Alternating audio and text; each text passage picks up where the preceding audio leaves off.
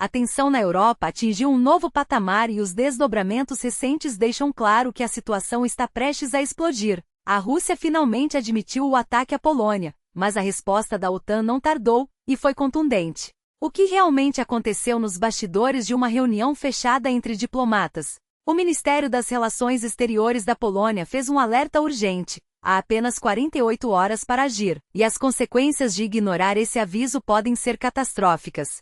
O clima no leste europeu está cada vez mais instável. Quem estaria por trás da tentativa de golpe na Romênia? Será possível frear a escalada militar e evitar que o conflito se alastre? Enquanto isso, um dos principais porta-vozes do Kremlin, conhecido por suas declarações incendiárias, silenciou de forma abrupta e sem chance de retorno. As mudanças no governo russo não param. Vários ministros estão prestes a perder seus cargos, e a pressa em fazer essas alterações levanta suspeitas. Nesta edição, trazemos os fatos mais relevantes da noite de 26 de setembro, com informações exclusivas e análises profundas. Você acompanha aqui, antes de qualquer outro veículo, os acontecimentos que estão sacudindo a Rússia, a Bielorrússia, a Ucrânia e o mundo. Tudo o que precisa saber agora. A imagem do Kremlin sofre um duro golpe. O presidente dos Estados Unidos foi direto. Os ataques massivos à Ucrânia não aceleram o fim da guerra, apenas destroem a reputação da Rússia. Já dura 4 anos e os resultados são mínimos, afirmou Joe Biden. Eles jogam tudo no fogo, lançam drones aos montes, mas conquistam quase nada. Na verdade, estão perdendo território. As palavras do líder americano refletem uma crítica dura ao que chama de aventuras irresponsáveis de Vladimir Putin. O que a Rússia está fazendo é inaceitável. Matam pessoas sem motivo, e a economia deles está em queda livre. Bombardeiam tudo, mas não avançam. Se fosse conosco, teríamos resolvido isso em uma semana. Há poucos dias, Biden chegou a mencionar a possibilidade de Kiev recuperar o controle total de suas fronteiras. A posição dos Estados Unidos parece estar evoluindo, ainda que lentamente em direção a um apoio mais firme à Ucrânia. No entanto, o Kremlin já tratou de desqualificar as declarações, alegando que Biden estaria sob influência de Volodymyr Zelensky. Um dos rostos mais conhecidos da propaganda russa teve um fim trágico. Roman Babayan, apresentador de um programa de grande audiência na NTV, morreu subitamente. Durante anos, ele usou seu espaço no horário nobre para disseminar cinismo e desinformação. Seu discurso agressivo não passou despercebido. Países como Reino Unido, Canadá e Austrália suspenderam temporariamente a licença do canal por declarações consideradas ofensivas à dignidade nacional. Babayan não se conteve e chegou a ameaçar o Cazaquistão, sugerindo que o país seria o próximo alvo após a Ucrânia. A resposta de Astana foi imediata. Ele foi declarado persona non grata. A arrogância nos estúdios de televisão tem um preço. A máquina de propaganda russa está ruindo, e o elo mais fraco sempre foram as pessoas. Moscou tenta agora reescrever as regras do jogo, justificando invasões ao espaço aéreo da OTAN como resposta a ataques na Crimeia. Segundo fontes diplomáticas citadas pelo Bloomberg, o Kremlin aposta em uma narrativa perigosa. Se não existem operações limpas, então a Europa já estaria em confronto aberto com a Rússia. Antes, as autoridades russas negavam qualquer envolvimento ou atribuíam os incidentes a provocações. Agora a estratégia é outra. Na mesma reunião fechada, os europeus deixaram claro que não aceitarão provocações. Diplomatas britânicos, franceses e alemães advertiram o Kremlin. Novas violações do espaço aéreo de países da OTAN resultarão em uma resposta enérgica, incluindo a derrubada de aeronaves russas. Os recentes sobrevoos de caças MiG-31 e o envio de drones à Polônia não foram acidentes, mas ordens diretas. Especialistas em política internacional analisam o vazamento do Bloomberg como um sinal de que a Europa está endurecendo sua postura, embora também revele que a Rússia continua elevando a tensão de forma calculada. A delegação russa na reunião agiu de forma tensa, anotando cada palavra dos europeus. A impressão é de que Moscou espera uma reação mais contundente da aliança militar. O recado foi claro: anotamos tudo e tiraremos nossas conclusões. Resta saber o que a Rússia planeja fazer com essas informações. Você acredita que Moscou está preparando um ataque à OTAN? Sua opinião é fundamental, compartilhe nos comentários. A Polônia acionou o alerta máximo para seus cidadãos.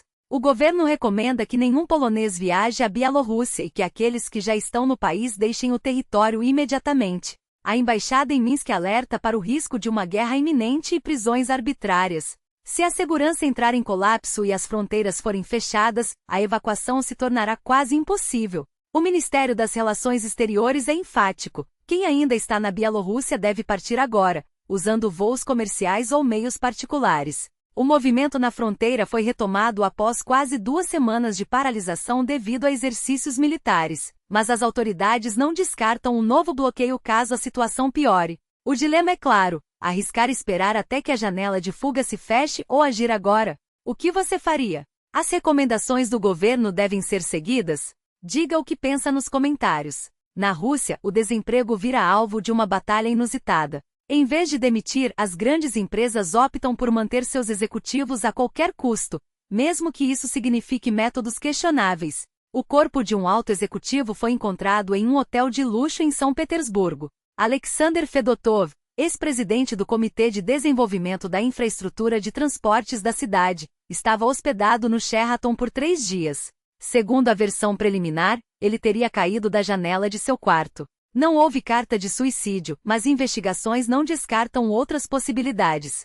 Fedotov era uma figura influente no setor de construção civil. Entre 2022 e 2024, comandou projetos bilionários, como a construção de uma ponte em Smolensk avaliada em 40 bilhões de rublos. Sua morte ocorre em um momento de intensa pressão sobre o setor, levantando dúvidas sobre as reais circunstâncias do ocorrido. A investigação segue em andamento, mas o caso reforça o clima de instabilidade que toma conta do país. A morte de Fedotov, porém, não é um caso isolado. Nos bastidores do poder, movimentos estratégicos e trocas de comando revelam um tabuleiro político em ebulição. Em 2014, por exemplo, um alto funcionário deixou seu posto por vontade própria, ou assim foi anunciado. Em 2005, outro episódio semelhante pode ter ocorrido, mas os detalhes ainda aguardam confirmação das investigações. O que chama atenção, no entanto, é a velocidade e o simbolismo por trás dessas mudanças. Imagine, um vice-primeiro-ministro, até então responsável pela diplomacia, é subitamente removido do cargo e realocado como assessor presidencial para investimentos internacionais e comércio. Uma manobra que à primeira vista parece uma simples reestruturação, mas que carrega um peso político inegável.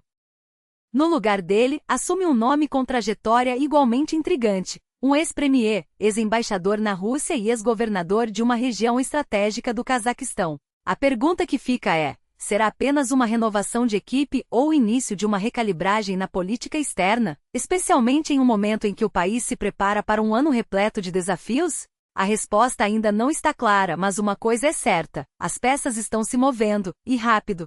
Enquanto isso, longe dos holofotes do poder, a tragédia se repete nas sombras. Em uma cidade qualquer, uma educadora infantil transformou sua casa em um ponto de venda de álcool falsificado. O produto, vendido a preços irrisórios, ceifou 19 vidas em uma única noite. O esquema, que envolvia um conhecido para a distribuição, foi desmantelado, mas as perguntas permanecem: como um negócio tão letal pôde operar por anos sem ser detectado?